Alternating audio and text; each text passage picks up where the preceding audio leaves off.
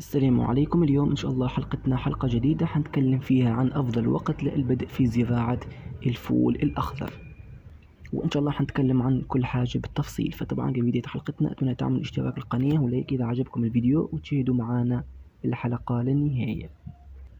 طبعا انتهى فصل الصيف، وطبعا في ناس بدأت في زراعة المحاصيل الشتوية، وطبعا في بعض المحاصيل الشتوية بدأت أغلب الناس في زراعتها، ولكن متى نقوم بزراعة الفول الأخضر؟ هل يمكن زراعته خلال الأيام هذه أو نستنى الأشهر القادمة؟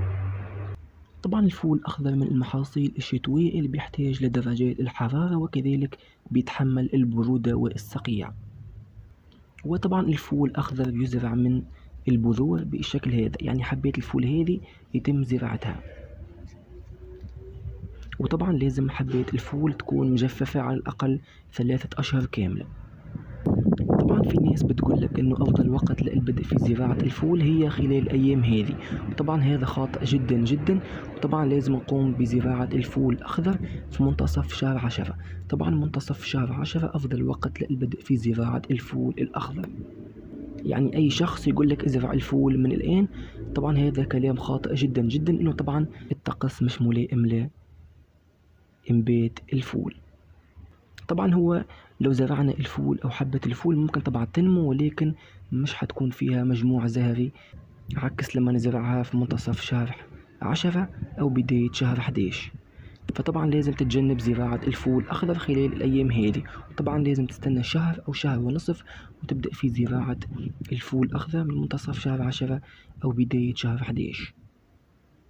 وإن شاء الله إحنا في القناة مثل ما عودناكم حنقوم بزراعة الفول الأخضر خطوة خطوة، وإن شاء الله حنتابعوا بكل المعاملات الزراعية لغاية الحصاد.